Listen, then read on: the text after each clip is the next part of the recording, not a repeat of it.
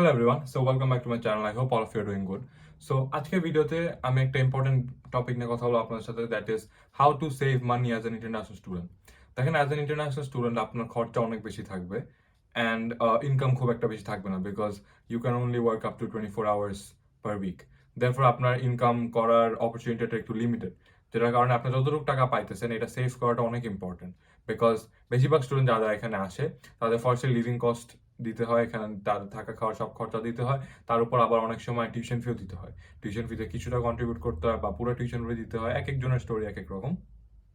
So এটার কারণে আমি আপনাদেরকে বলতে চাই আজকে ভিডিওতে যে কি কি স্টেপস নিলে আপনি সবচেয়ে বেশি টাকা জমাইতে পারবেন অ্যান্ড দেয়ারফর আপনি সবচেয়ে বেশি আপনার টিউশন ফিতে কন্ট্রিবিউট করতে পারবেন। সো আমি অস্ট্রেলিয়া থাকি, it's been 1 whole year। So এই কালকে আমার 1 বছর হলো আমি অস্ট্রেলিয়া আসছি, যার কারণে আই থিঙ্ক এখন আমার একটা মোটামুটি আইডিয়া আছে about how everything here works and how you can save maximum amount of money. So as an international student আপনি যদি 24 আওয়ার্স কাজ করেন, you will be earning somewhere between $500 to $700, and এই অ্যামাউন্ট থেকে আপনার লিভিং কস্ট দিতে হবে and বাকি সব টাকা আপনার অবশ্যই জমাইতে হবে। সো ফার্স্টলি যখন আপনি ব্যাঙ্ক অ্যাকাউন্ট খুলবেন, আপনি যে কোনো ব্যাংকে গিয়ে ব্যাঙ্ক অ্যাকাউন্ট খুলবেন, ওরা ফার্স্টলি আপনাকে একটা ট্রানজ্যাকশন বা একটা চেকিং অ্যাকাউন্ট দিবে। সো ওই অ্যাকাউন্টটা ইজ বেসিকলি আপনাকে যে ডেবিট কার্ড দিবে ওই ডেবিট কার্ডের সাথে লিঙ্ক থাকবে। সো আপনি যখন কোথাও কোনো একটা কিছু কিনতে যাবেন, আপনি আপনার কার্ডটা ট্যাপ করবেন। ওই কার্ড ট্যাপ করলে আপনার ব্যাংকের ওই অ্যাকাউন্টে যতটুকু টাকা, ওটা থেকে টাকা খরচ হবে, টাকা কাট করবে when you are buying something। So আপনি যখন ব্যাংক অ্যাকাউন্টটা খুলতেছেন, ওই অ্যাকাউন্টটা আপনাকে তো চেকিং অ্যাকাউন্ট দিবেই, ওইটার সাথে আপনার নিজ দায়িত্ব নিয়ে একটা সেভিংস অ্যাকাউন্ট খুলতে হবে ওই অ্যাপ দিয়ে। ইউজুয়ালি এখানে সব ব্যাংকের একটা অ্যাপ থাকে, ওই অ্যাপের ভিতরে সবকিছু আছে, আপনি সব দেখতে পারবেন। সো ওই অ্যাপের ভিতরে গিয়ে you have to open savings account, আপনি যে ব্যাংকে খুলেন। তারপরে আপনার যখন প্রত্যেক উইকে একবার আপনার পেমেন্ট আসবে, আপনার কাছ থেকে টাকা আসবে, ওই টাকা থেকে আপনি একটা সার্টেন অ্যামাউন্ট ওই সেভিংস অ্যাকাউন্টে পাঠিয়ে দিবেন, যে ওই টাকা পুরা সেভিংস এর জন্য আপনি ওই টাকা ধরবেন না, ওই টাকাতে আপনি এখানে কোনো খরচাপাতি করবেন না। সো এটা হচ্ছে number 1 step toward saving money, যে open one savings account in your bank. ওই অ্যাপ থেকে এই অ্যাকাউন্ট খোলার জন্য আলাদা কোনো চার্জ নেই। আপনি যে অ্যাপটা ইউজ করতেছেন, যে ব্যাংকের সাথে খুলেছেন অ্যাকাউন্ট, ওই ব্যাংকেরই ওই অ্যাপ দিয়ে আপনি একটা সেভিংস অ্যাকাউন্ট খুলবেন অ্যান্ড দেন ওখানে আপনি টাকা জমাবেন। সো ফার্স্ট অ্যান্ড ফরমোস্ট যেটা আপনাদেরকে আমি বলতে চাই যে, দেখেন আপনারা সবাই জানেন যে অস্ট্রেলিয়াতে আপনার minimum wedge is one of the highest in the world. It's $23 right now, I think $23, and that's a lot of money. And মানুষ সবাই বাইরে থেকে বাংলাদেশে বসে মনে করে যে অনেক টাকা কামাইতে পারবেন আপনি, অবশ্যই ভালো টাকা কামাইতে পারবেন, but at the same time অস্ট্রেলিয়ার টাকা ইনকাম করা যতটা ইজি, খরচা করা তার চেয়ে আরো বেশি ইজি। কিন্তু এখানে টাকা অনেক ইজিলি খরচা হয়। টাকা আপনি কাজ করে যত ইজিলি আপনার ব্যাংক অ্যাকাউন্টে আসবে, তার চেয়ে আরো অনেক বেশি দিলে আপনার ব্যাংক অ্যাকাউন্ট থেকে দেখবেন টাকা চলে যাচ্ছে, বিকজ অনেক অনেক খরচা আছে। অ্যান্ড স্পেশালি আপনি যদি টাকা ওয়েস্ট করেন, আপনি যদি আরো উল্টাপাল্টা ফালতু আননেসেসারি জিনিসের পিছিয়ে টাকা খরচা করেন, তাহলে আরো আপনার ব্যাংক অ্যাকাউন্ট পুরো জিরো হয়ে যাবে। সো টাকা সেভ করার হ্যাবিটটা অনেক ইম্পর্টেন্ট। আপনি যখন আসবেন as an student, specially if you don't come from a very wealthy family, it's very important for you to know how to save মানি।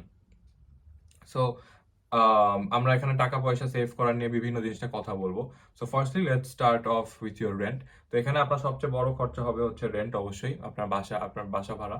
তো এটা কমানোর জন্য ফার্স্ট স্টেপ যেটা সবাই নেওয়া হচ্ছে, সবাই শেয়ার্ড অ্যাকোমোডেশনে থাকে। ধরুন একটা 3 বেডরুমের বাসায় আপনি জাস্ট একটা বেডরুম রেন্ট নিলেন ফর ইয়োর সেলফ, তাহলে আপনার বাসার রেন্ট অনেক কমে যায়, লাইক 3 টাইমস হয়ে যাচ্ছে।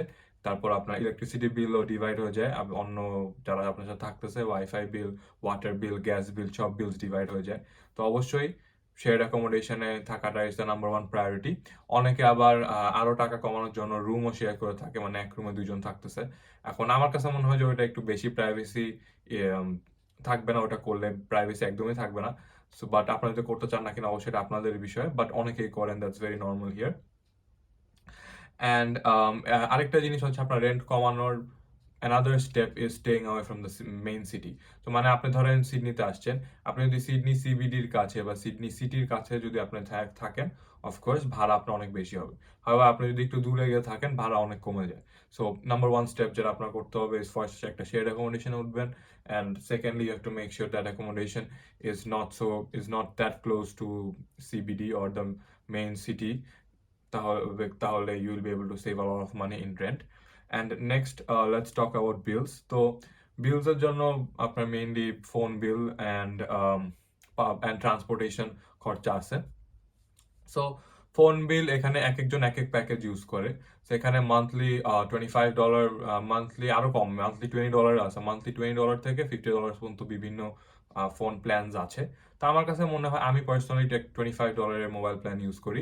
I think that's good enough, কারণ এর চেয়ে বেশি গেলে basically what's the difference between $25 mobile plan আর $50 মোবাইল প্ল্যান? মানে আপনার $50 মোবাইল প্ল্যানে you will be getting more data, basically এটাই, আপনার ইন্টারনেট ডেটা বেশি পাবেন। বাট আমার একদমই ওটা লাগে না, অ্যান্ড আপনারা যারা আসতেছেন বেশিরভাগ মানুষ এটা লাগবে না, কারণ আমরা বেশিরভাগ টাইমে এমন জায়গায় থাকি যেখানে অলরেডি ওয়াইফাই আছে। আপনার বাসায় ওয়াইফাই থাকবে, আপনার ইউনিটে ওয়াইফাই আছে, আপনার কাজে আপনি যদি কোনো একটা কাজ করেন যেখানে আপনার ফোন লাগতেছে, তাহলে হাই চান্স আপনার ওই কাজে ওয়াইফাই আছে। অ্যান্ড এরকম 99% of the places that you go to here have wifi. আপনার মেইনলি ডেটা লাগবে কেন? ডেটা আপনার লাগবে হচ্ছে যখন আপনি রাস্তায় থাকবেন, মেইনলি ধরেন ম্যাপসের জন্য, বা রাস্তায় যখন আপনার ইন্টারনেট ইউজ করতে হইতেছে due to various purposes like Google Maps or using Messenger or just scrolling through Instagram, ওই টাইমের জন্য আপনার মেইনলি ডেটা লাগে।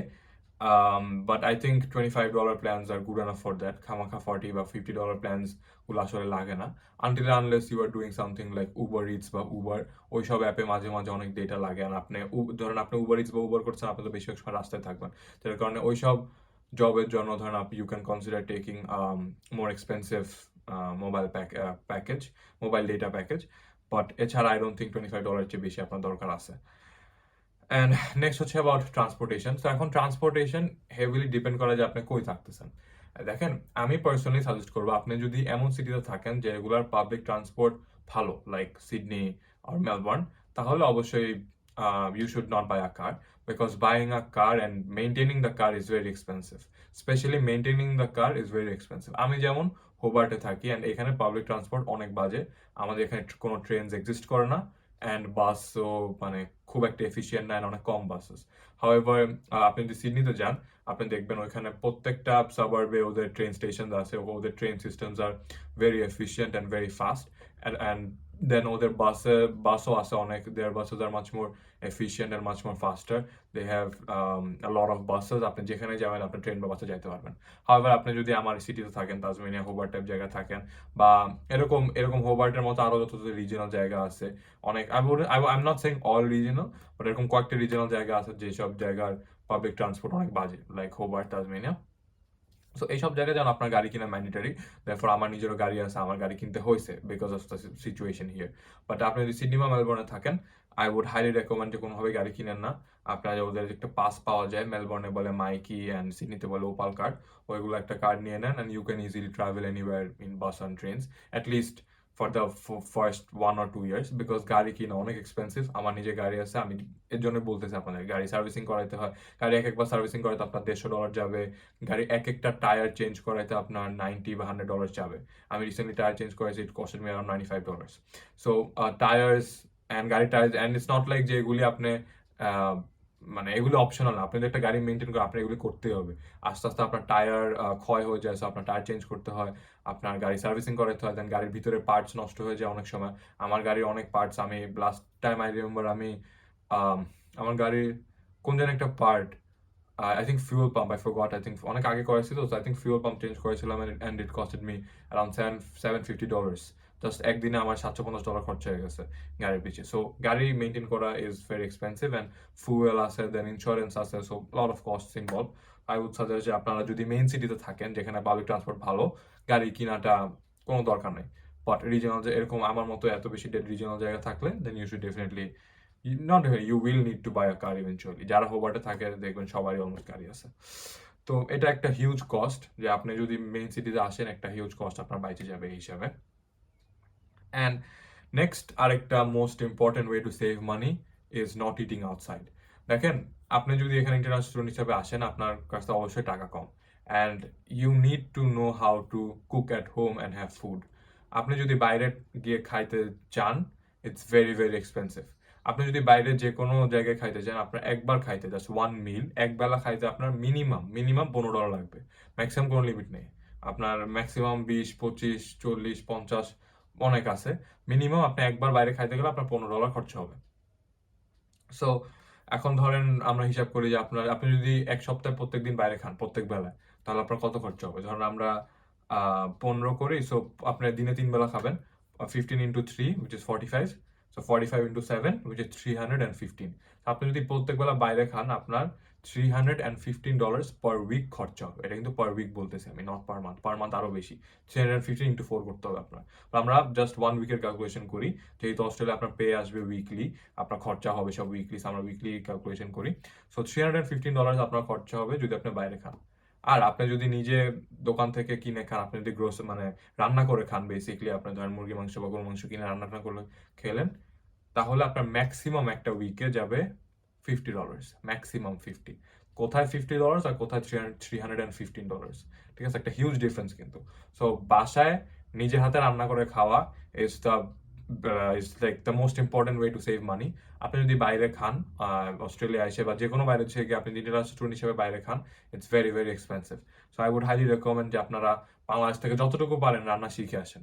আমি জানি খুব একটা পসিবল হয় না, কারণ বাংলাদেশে ইউজুয়ালি আমাদের আম্মুরাই রান্না করে খাওয়ায়, বাট যতটুকু পারেন অ্যাটলিস্ট আপনি না শিখলেও আপনি আপনার আম্মুর পাশে দাঁড়ায় দেখেন যে আপনার আম্মু কি কি কেমনে করতেছে।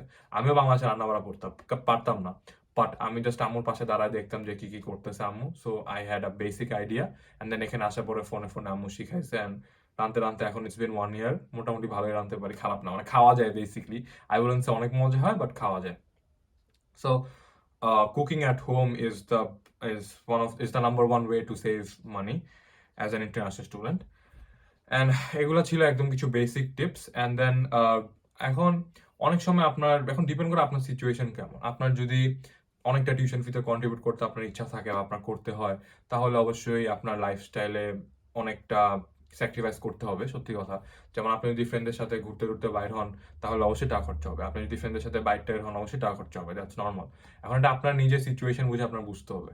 আপনার যদি মনে হয় যে আপনার আব্বু অনেকটা টিউশন ফি দিচ্ছে, আপনার জাস্ট লিভিং কস্ট ভালো লাগবে, দেন অবশ্যই ইউ ক্যান গো আহেড, মাঝে মাঝে বাইটার হবেন, ফ্রেন্ডদের সাথে খরচা টরচা করবেন, not a big deal. But আপনার যদি মনে হয় যে না, আপনার অনেকটা টিউশন ফি দেওয়া লাগবে আপনার নিজের থেকে, সো আপনার লাইফস্টাইলে অনেক স্যাক্রিফাইস করতে হবে। আপনার ফ্রেন্ডদের সাথে যত বেশি বাইরে হবেন, অত বেশি আপনার টাকা খরচা হবে, যত বেশি বাইরে খাবেন, অত বেশি টাকা খরচা হবে।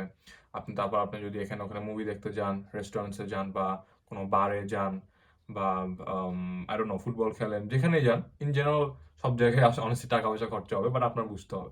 এখন তাই বলে এই না যে আপনার লাইফ থেকে আপনি এন্টারটেনমেন্ট বাদ দিয়ে দিবেন। অবশ্যই আমার মনে হয় ওয়ান্স ইন আ ওয়াইল ফ্রেন্ডের সাথে বাইরে হওয়া দরকার।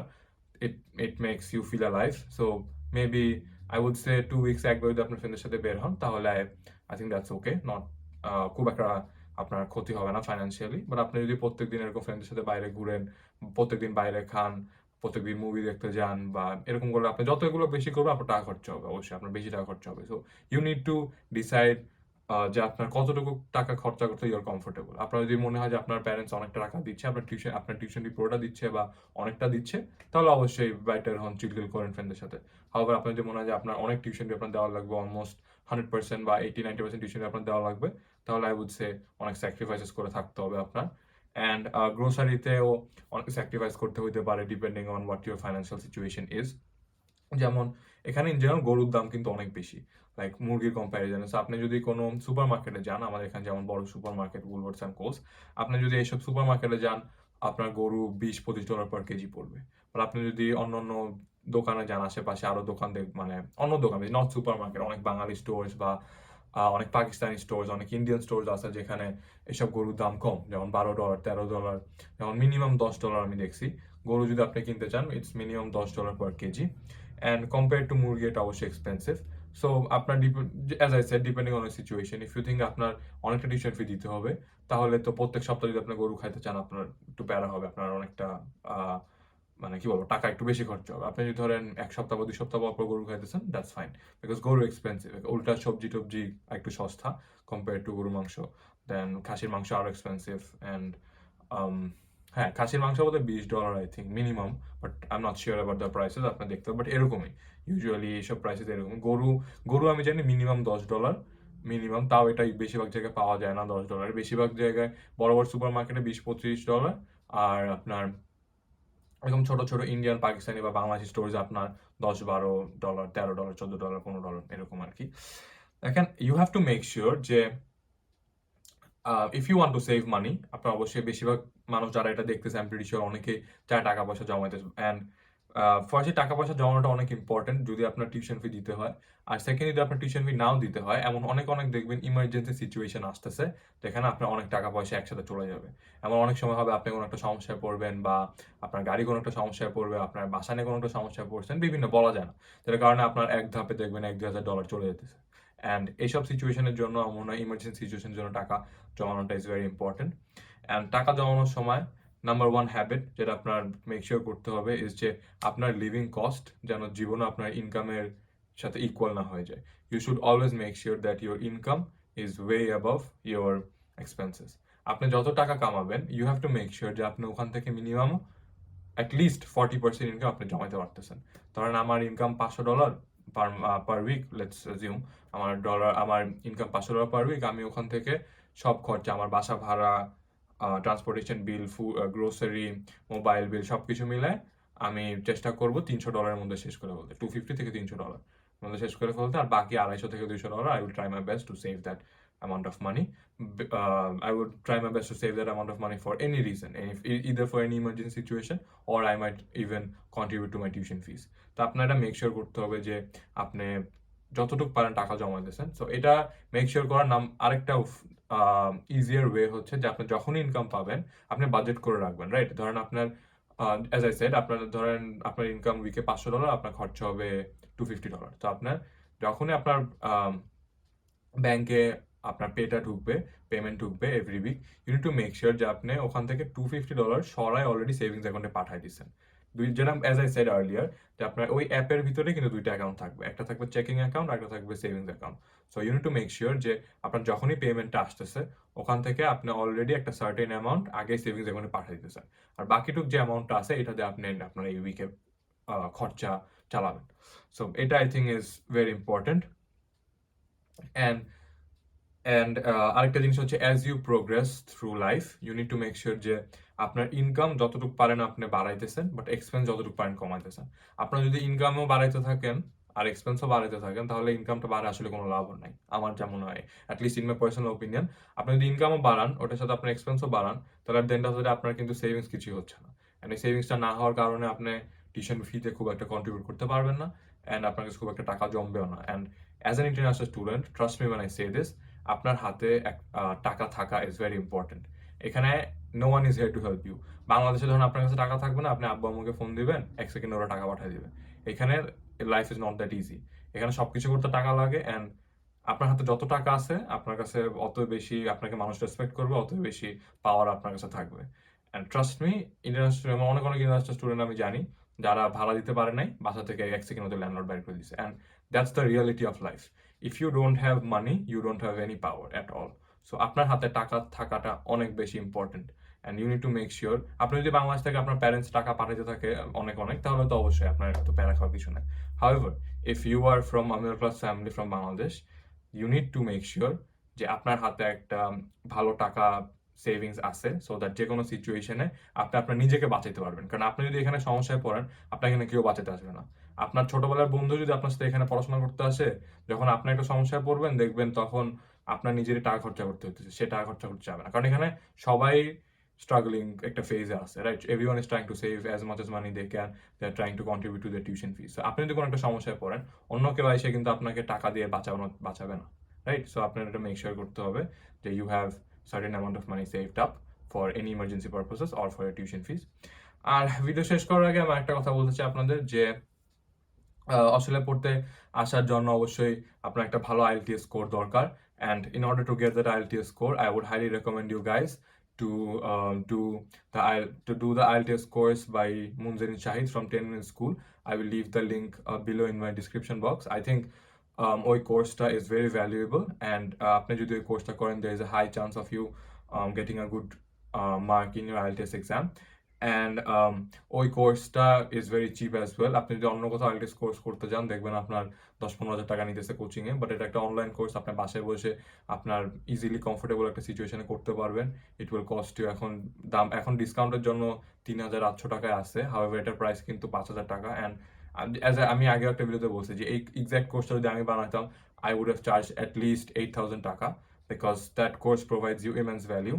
So I highly think that you guys should check that course out. আর আপনারা যদি অস্ট্রেলিয়া আসার প্রিপারেশনে থাকেন, অস্ট্রেলিয়া বা অন্য যে কোনো দেশে, আপনাদের ডেফিনেটলি এই কোর্স থেকে IELTS করা উচিত, because this course has a lot of useful content, and I'm pretty sure যে আপনি যদি এই কোর্সটা করেন, there is a very high chance of you getting a very good mark in IELTS exam. So এই তো, I would leave the link to the course in my description box.